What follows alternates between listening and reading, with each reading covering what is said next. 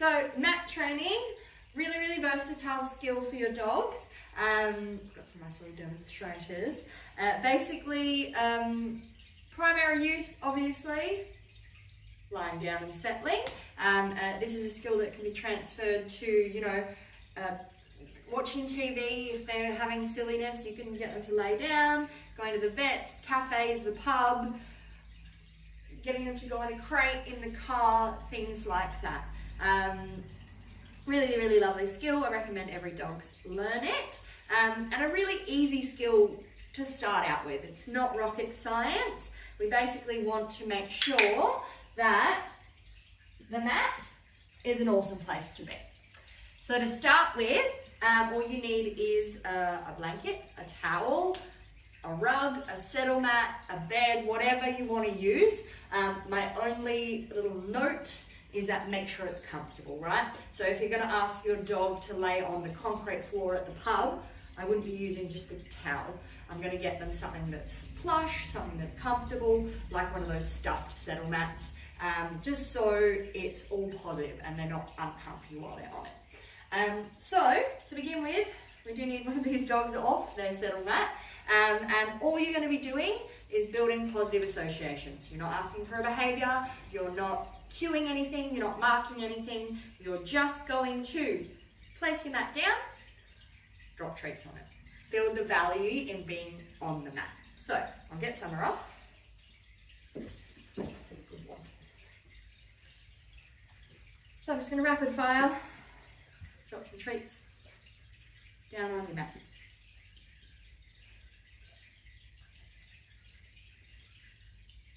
Find it. I'm going to speed run through it because obviously these dogs do know these skills. Find it. Use your nose and grip. So, you know, I'm going to go through all the steps, but when you're training with your dogs, you want to do this step for at least 3 days. I would do a minute of it 2 to 3 times a day for 3 days. You really want to see your dog actively engaging with and being interested in the mat before you move on to the next step. So your next step is we're going to get out our clicker or our marker word, and we're actively going to use shaping to build the dog's understanding of what we're wanting them to do. So for this one, reset, toss a treat away, then move towards, step on, sniff, look at. We're going to mark, yes, good, click, whatever you're using, and you're going to give them a treat. That treat can be tossed away, so we're not stuffing their face with too many treats, or you can feed it to the mouth.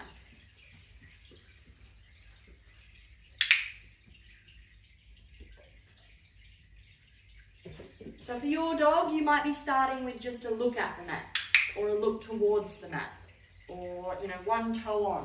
Wherever they're at, meet them at that level. Don't make your criteria too difficult.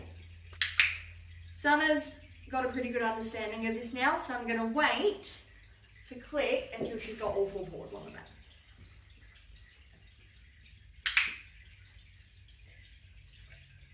On this next rep, I'm going to down, ask her for a down. So the new criteria for being on the mat for Summer is lying down.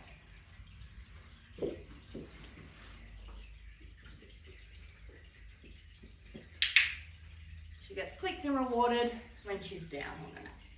Maybe your criteria just stops at dog moving onto the mat and sitting, and then you can ask them for a down after. It depends on what you're wanting to achieve.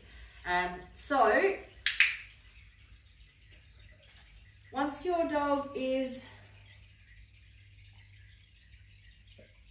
doing all of these steps and doing them 9 times out of 10, you can add your cue. I always add the cue at the end so we don't muddle it up and add confusion along the way. So reset your dog. When they move towards, on your mat.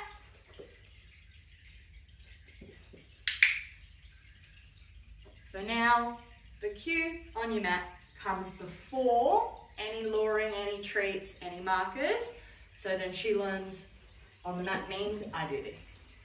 On your mat.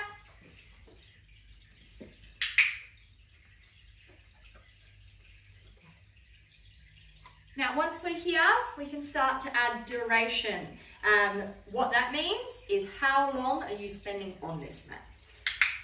So to start with, you're just going to do a click a second.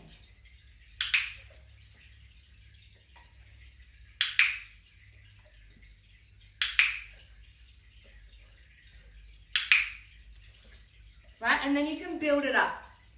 So maybe you go up to 2 seconds. And then we can go back to 1. Never make it more difficult every time. Okay. You want to ensure you're not developing any frustration.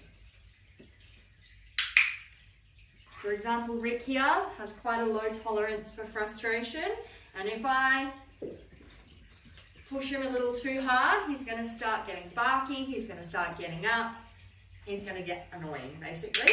So always make sure that you're delivering reinforcement in line with their understanding. So if you deliver, now this dog has only sat on the mat for 1 second before getting reinforcement. If I suddenly push that out to 10 seconds, they're going to get frustrated. So from here, it's practice.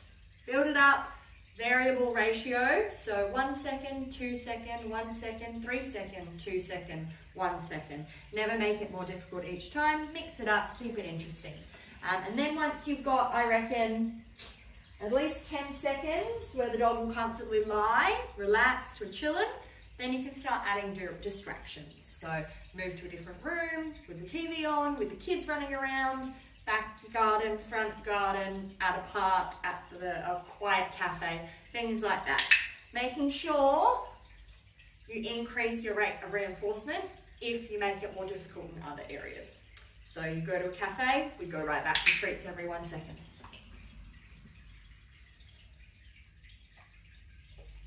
All right, that's your mat training.